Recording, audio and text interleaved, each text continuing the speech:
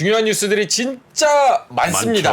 예, 엄청 많아요. 요걸 어떻게 다 시간 안에 예. 또 전하실까 싶지만 또 핵심만 또 짚어드리지 않습니까? 그렇죠. 네, 권순우 팀장님 모셔보도록 하겠습니다. 어서 오세요. 어서 오세요. 네, 안녕하세요. 3프로TV 네. 권순우 씨의 팀장입니다.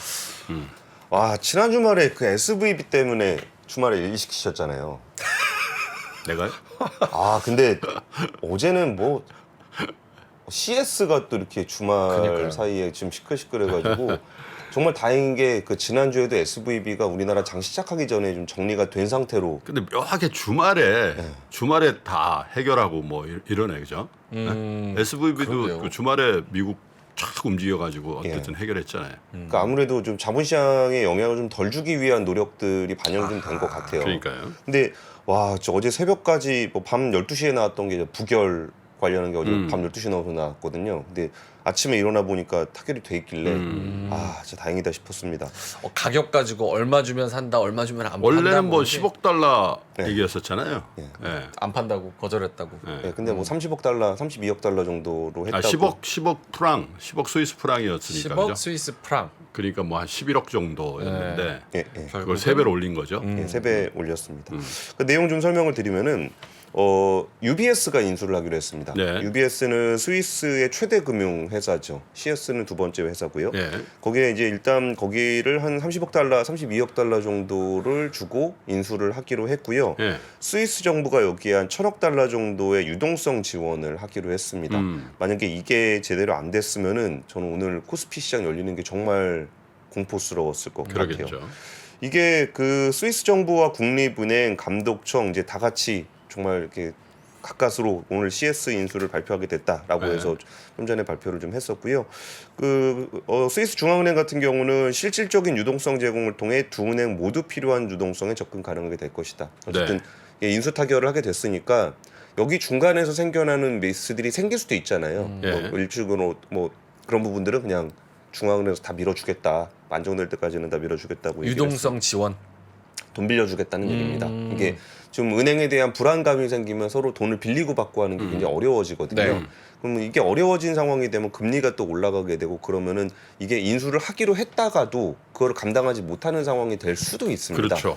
그러니까 이거에 대해서는 정부가 무한하게 지원을 해주겠다. 그러면서 인수가 완료될 때까지 추가적 유동성 지원을 통해 금융시장의 안정을 강화할 것이다.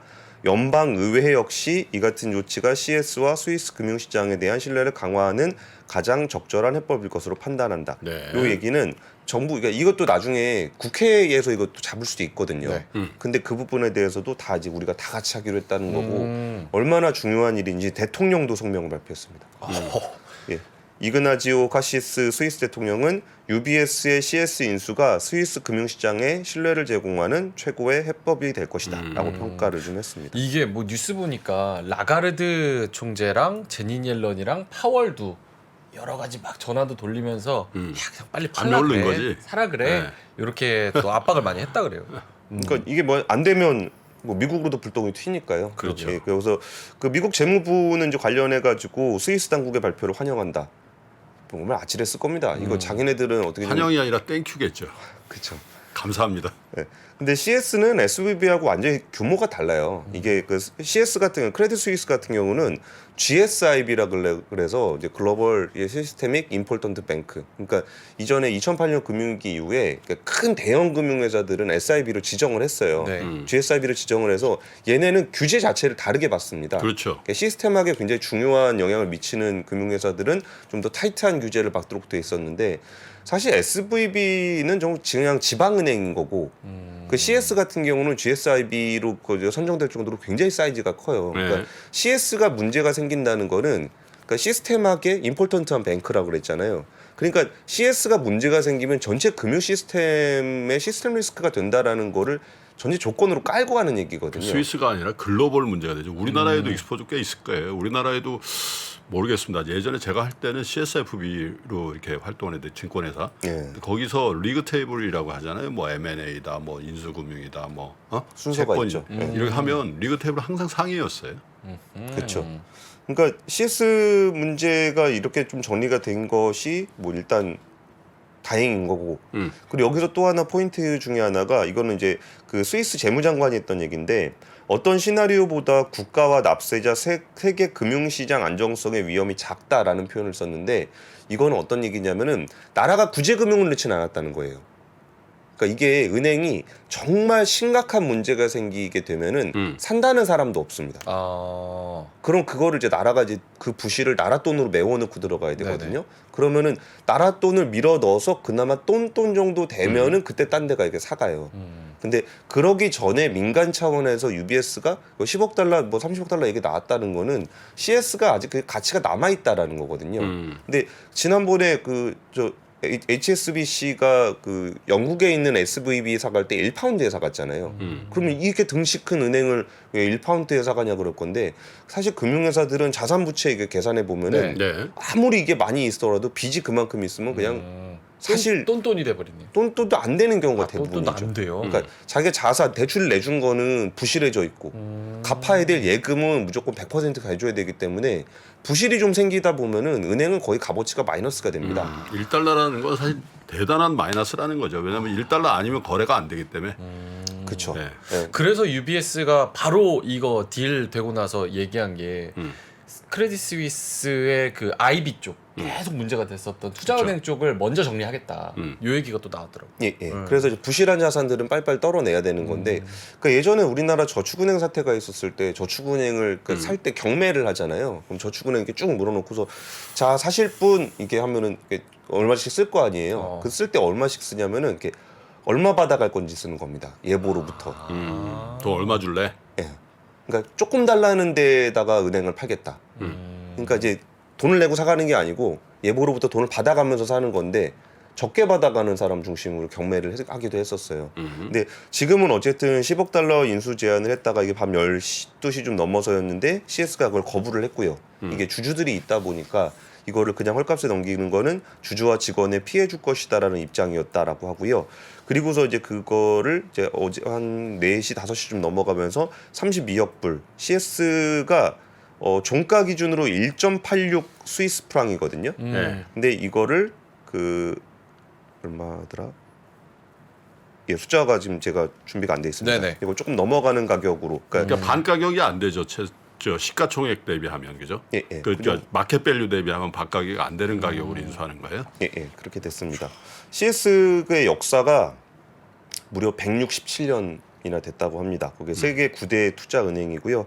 근데 어쨌든 이 부분은 UBS가 인수를 해서 이게 민간 차원에서 해결이 됐다라는 거는 그나마 좀 다행스러운 일이고, 그리고 이게 시장에 없었던 주말 사이에 일어나게 됐다는 것도 굉장히 중요한 것입니다. 그 타이밍도.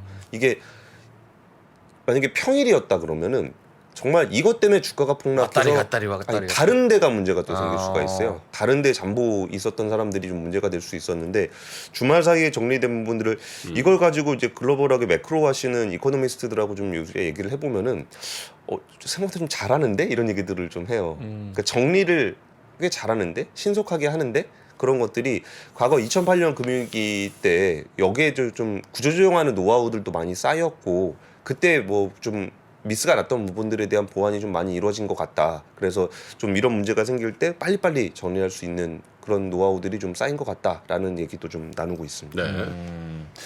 근데 요거 나오고 나서 외신에서는 벌써부터 이거 하나 틀어 막아서 괜찮겠느냐 당연하죠. 그런 얘기들이 굉장히 많이 그래서 나오더라고요. 이제 오늘 아침에도 블룸버그를 쭉 보니까 메인 앵커의 저 질문이 딱 이거예요.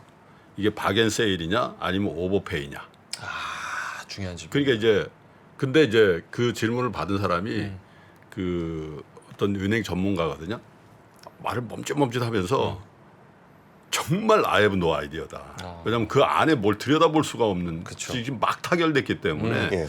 그래서 마켓 밸류 대비해서 마이너스 한 50% 이상 디스카운트를 해가지고 경영권을 산 거잖아요. 근데 아마 제 생각에는 UBS는 정말 사기 싫었을 수도 있을 거예요.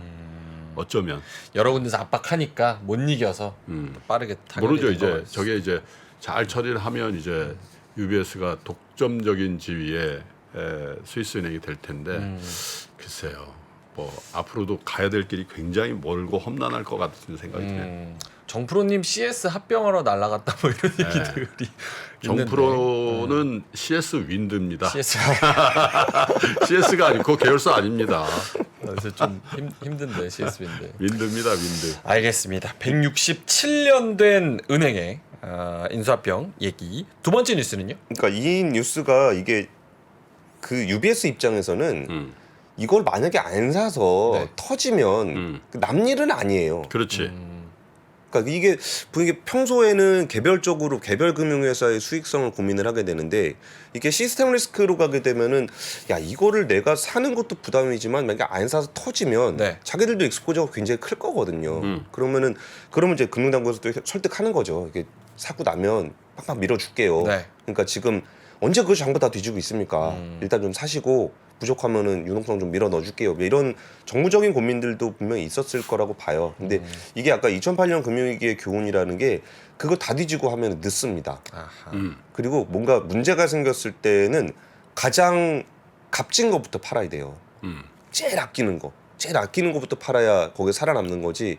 야, 그거 너무 아까운데라고 해서 좀 쭉쟁이들 이렇게 팔기 시작하면은 그러면 오히려 똑같대거든요. 근데 오히려 이렇게 빨리 여기를 인수하고 뭐 하다 보면 그 CS를 그냥 냅두면 더 헐값이 될 수도 있습니다.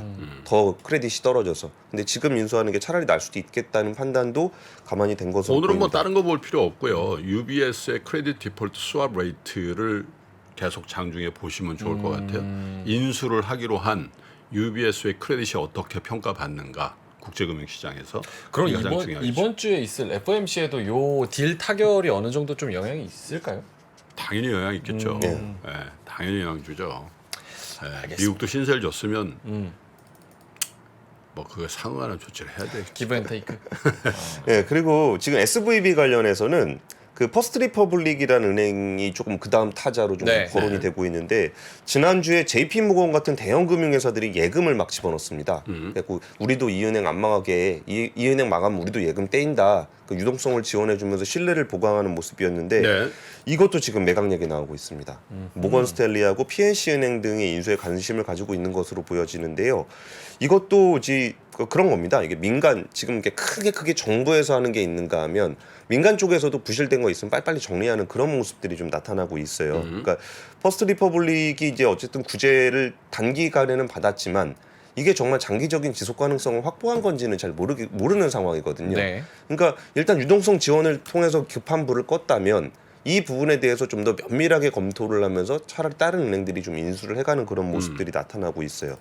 그러면서 이렇게 물밑에서는 굉장히 빠른 작업들이 나타나고 있는데 예전에 김프로님이 우리나라 한 10월, 11월 문제 생겼을 때 뭔가 선수들이 움직이고 있다는 표현을 좀 써주신 적이 있거든요. 그렇죠. 뭔가 기술자들. 네, 기술자들, 그러니까 그림자처럼 전혀 보이지 않는 부분에서 이렇게 싹싹싹 다니는 그런 사람들이 있어요.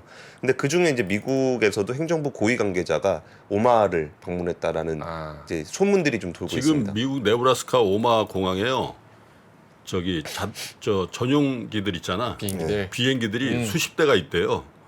나 좀 살려달라고. 형님 나야 나.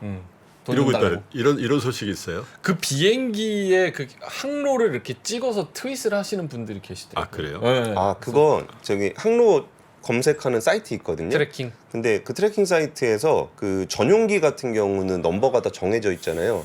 그래서 저도 예전에 취재할 때 좀 써먹었던 방법들인데 네. 그러니까 예를 들어 삼성전자나 현대차의 전용기를 누가 탈 것인가 생각해 보면은 예측하기가 쉽잖아요. 네. 그러면 그 전용기가 어디로 가는지를 보면서 그들의 동선을 좀 파악하는 취재를 좀 해요. 그게 그냥 나와요? 거기? 네, 나옵니다. 그냥 항공기는 넘버를 찍으면 어디 있는지 다 나옵니다. 기자들. 무섭다 기자들. 조심하세요.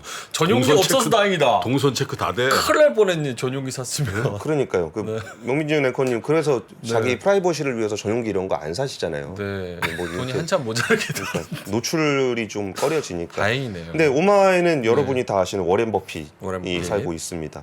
워렌 버핏은 2008년 9월에 골드만삭스가 어려울 때 그렇죠.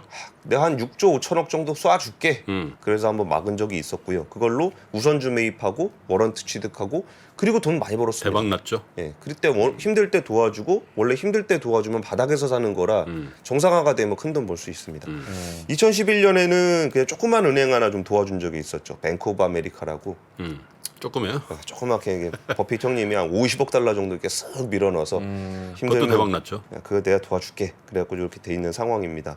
그래서 지금 버핏을 만나러 가는 모습들도 지금 그 과거의 어떤 그 경험들을 바탕으로 할 수 있는 모든 가용한 그런 툴들을 다 총동원하고 있는 듯한 근데 모양새예요. 그것도 참 대단한 게 내가 지난달인가 뭐 뉴스 전해드리면서 그 버크셔 해더웨이 현금 비중이 사상 최대다. 음.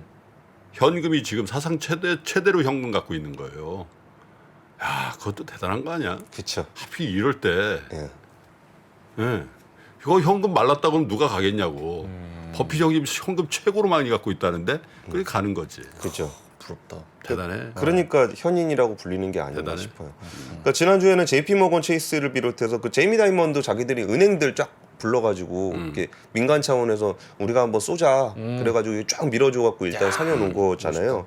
그러니까 근데 이런 것들이 단기에 그냥 처음 한번 짠 하고 나타나는 모습이 아니라 과거의 그 경험들이 있잖아요. 그럼 어디에 어떤 식으로 틀어 막아야 되고 우리가 뭘 준비해야 되는지가 돼 있는 모습들을 보면은 사실 이런다고 해서 구조조정을 안 할 수 있는 건 아니에요. 근데 구조조정이라는 게 이렇게 쫙 몰려 있는 곳에서 한 번에 터지면은 멀쩡한 애도 같이 죽거든요. 네. 그러니까 이런 식으로 약간의 좀 간격들을 벌리는 겁니다. 이렇게 터져야 되는 애들은 터지면서 정리를 하지만 이 불씨가 다른 곳에 옮겨가지 않도록 이렇게 하는 건데 이 칸막이를 어떤 경우에는 민간 자금이 하기도 하고 어떤 때는 민간 은행이 하기도 하고 더 중요하게는 재무부라든지 연준이라든지 아니면은 예보까지 들어갈 수 있는 그런 식의 모습들이 좀 나타나고 있는 것 같아요.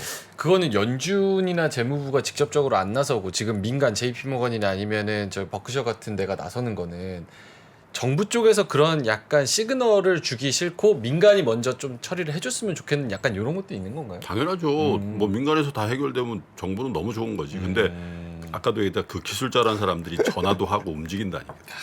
그러니까 뒤에서. 그 기술자들이 노출이 되면 네. 이게 정부에서 압박해가지고 민간을 움직이게 하면 안 되잖아요. 그러니까 우리는 민간이 자발적으로 했다라는 했다라고. 것만 결과로 남아 있는 거죠. 하물며 버핏은 2021년, 2022년 어간에 지방 소규모 은행들 이런 거 정리를 많이 했다네. 미리 알고요? 아, 그거야 뭐 어떻게 알겠어요. 와 대단하네. 알겠습니다. 네.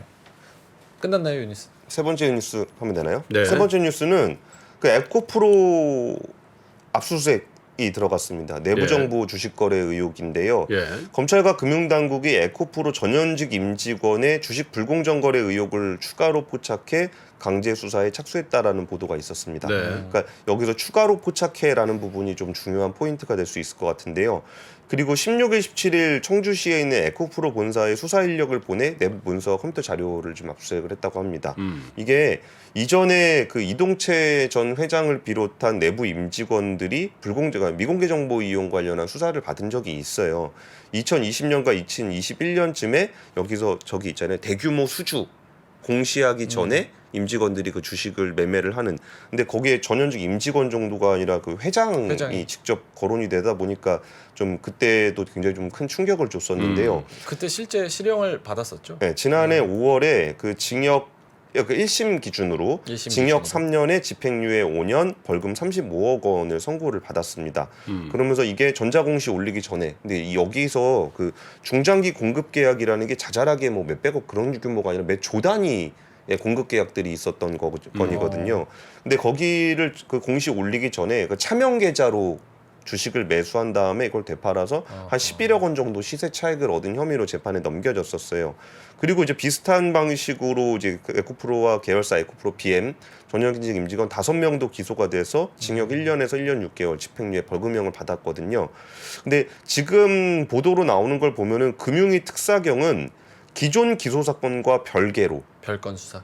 뭐, 있던 거 말고 다른 거.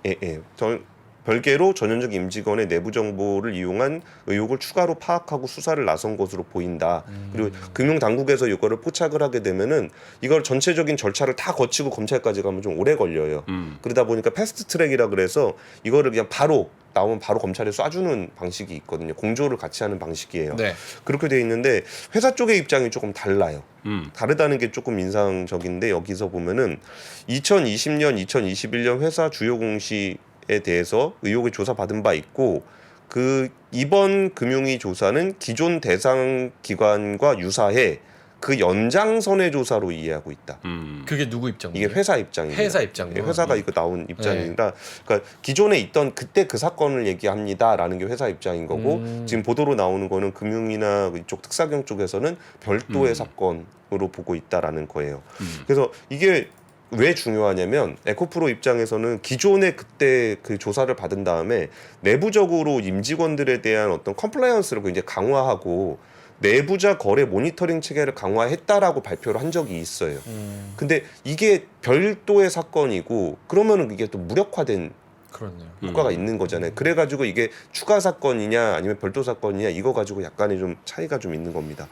그리고 저는 이거를 조금 제 입장에서 좀 찝찝하게 보는 거는 이 압수수색 관련한 보도가 나온 게 18일 저녁 한 8시 정도 돼요. 뭐 어떤 케이블 TV에서 뭐 단독 보도를 했죠. TV조선에서 네. 단독 보도를 했는데 이게 금요일 날 장 초반부터 빠졌거든요. 에코프로 네. 주가가. 근데 압수수색은 16일, 17일 나갔어요. 그 무교일도 했다는 얘기네. 그래서 물론 이때 2차전지 소재 회사 그 에코프로 말고도 LNF나 포스코 케미칼이 주가가 같이 빠지긴 했어요. 그러니까 워낙 단기에 주가가 많이 올라서 떨어졌을 수도 있는데 혹시나 16, 17일 압수수색을 임직원들은 알잖아요. 네.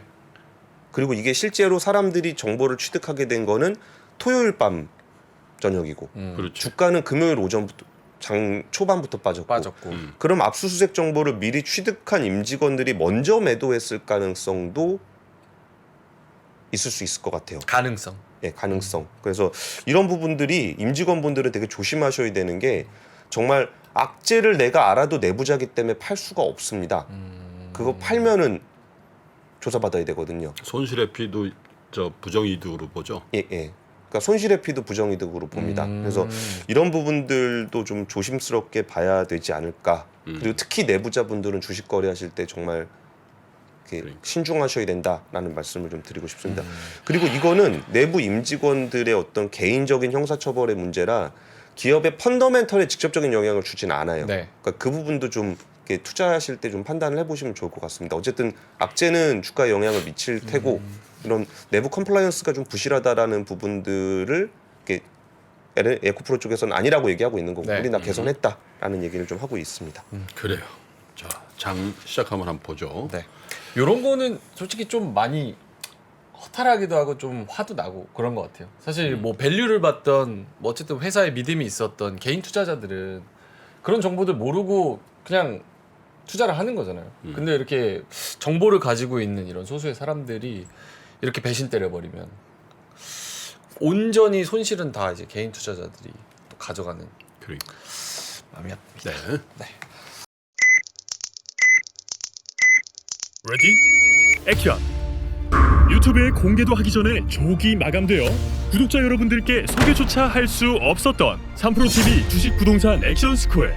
국내외 주식시장 분석, 기업 발굴 및 기업 분석, 가치 평가, 부동산 권리 분석, 지역 분석 및 임장, 개별 부동산 가치 평가, 이 모든 걸 내 손으로 직접 액션하는 100% 실전 훈련 프로그램 액션스쿨 2회차 모집 소식을 이번엔 가장 먼저 알려드립니다. 박세희, 홍진채, 오윤석 전문가들의 실제 투자 프로세스를 내 손으로 직접 경험하세요. 액션스쿨은 기수제 프로그램으로 정해진 인원이 모집되면 완전히 마감됩니다. 자세한 내용은 영상 하단의 링크 혹은 3프로TV 앱에서 확인하세요.